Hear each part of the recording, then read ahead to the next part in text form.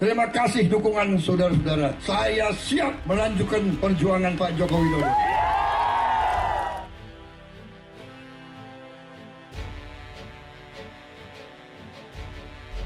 Prabowo presiden. Tapi saya jadi presiden atau tetap jadi presiden, saya tetap akan membela bangsa dan rakyat saya.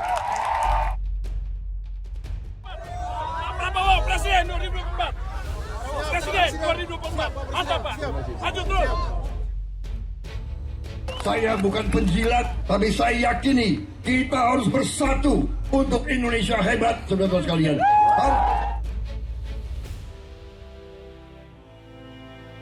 Hasil survei terbaru, elektabilitas Prabowo mencuat.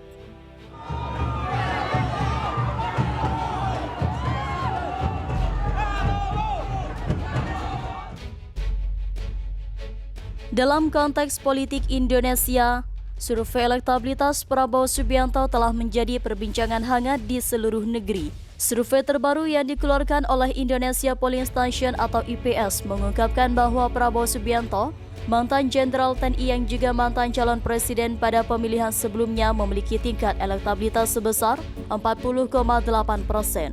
Angka ini menjadi sorotan utama dalam persaingan politik menjelang pemilihan presiden Pilpres tahun 2024. Hasil survei yang sama juga mencantumkan elektabilitas dua kandidat bakal calon presiden lainnya, yaitu Ganjar Pranowo dan Anies Baswedan. Ganjar Pranowo, Gubernur Jawa Tengah yang diusung oleh PDI Perjuangan, memperoleh 35,9% elektabilitas, sedangkan Anies Baswedan, Gubernur DKI Jakarta, hanya memiliki 20,2%. Dengan hasil ini, sejumlah analis politik memprediksi bahwa Pilpres 2024 akan memasuki putaran kedua, dengan Prabowo dan Ganjar sebagai dua kandidat utama yang bersaing.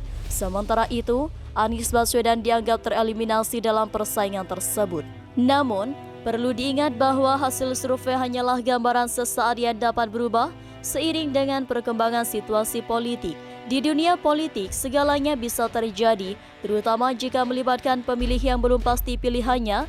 Namun hasil survei ini memberikan gambaran awal yang kuat tentang arah dukungan publik terhadap ketiga kandidat utama.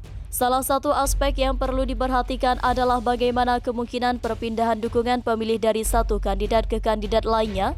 Dalam simulasi putaran kedua yang memasangkan Prabowo dan Ganjar, Prabowo unggul dengan 52,8% dukungan dari responden, sementara Ganjar mendapat 40,3%, namun 6,9% responden masih belum dapat menentukan pilihan, yang artinya perpindahan suara dari pemilih Anies ke salah satu dari kedua kandidat tersebut dapat mempengaruhi hasil akhir.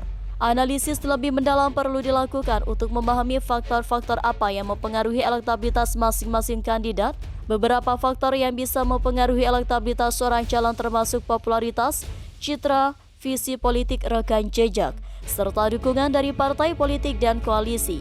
Dalam hal ini, Prabowo Subianto telah mendapatkan dukungan dari sejumlah partai politik yang kuat, termasuk Partai Gerindra, Partai Golkar, Partai Demokrat, Partai Amanat Nasional atau PAN, Partai Bulan Bintang, Partai Garuda, Partai Gelora Indonesia, dan Prima. Semua partai ini tergabung dalam koalisi Indonesia Maju yang mendukung Prabowo sebagai calon presiden.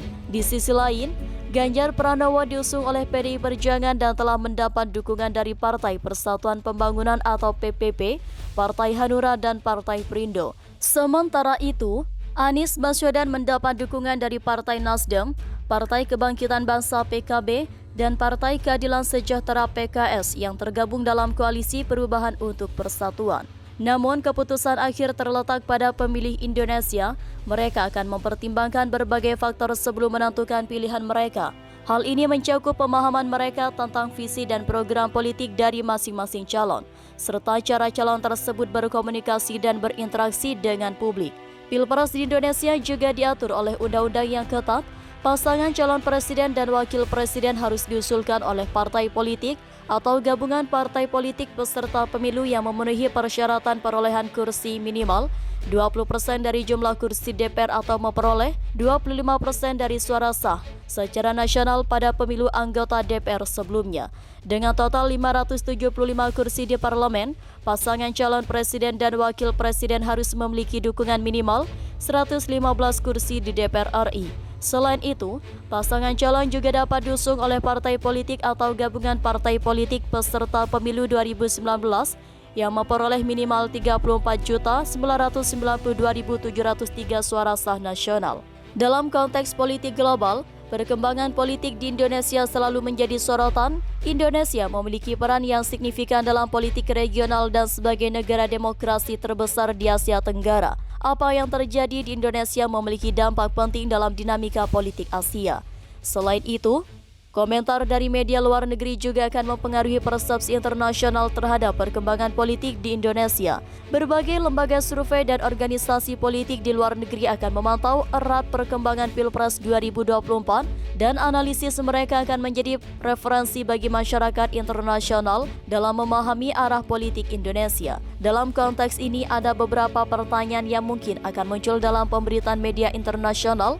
Bagaimana tanggapan komunitas internasional terhadap perkembangan politik di Indonesia? Negara mitra dan sekutu Indonesia akan memantau erat proses Pilpres yang mungkin mengungkapkan dukungan atau kekhawatiran tergantung pada perkembangan politiknya. Bagaimana hasil Pilpres akan mempengaruhi stabilitas ekonomi dan iklim investasi di Indonesia? Stabilitas politik adalah faktor penting dalam menarik investasi asing dan pengembangan ekonomi. Bagaimana hasil Pilpres dapat mempengaruhi hubungan bilateral Indonesia dengan negara-negara lain, terutama dengan tetangga regional seperti Australia, Malaysia, dan Singapura? Hubungan bilateral adalah aspek penting dalam kebijakan luar negeri Indonesia.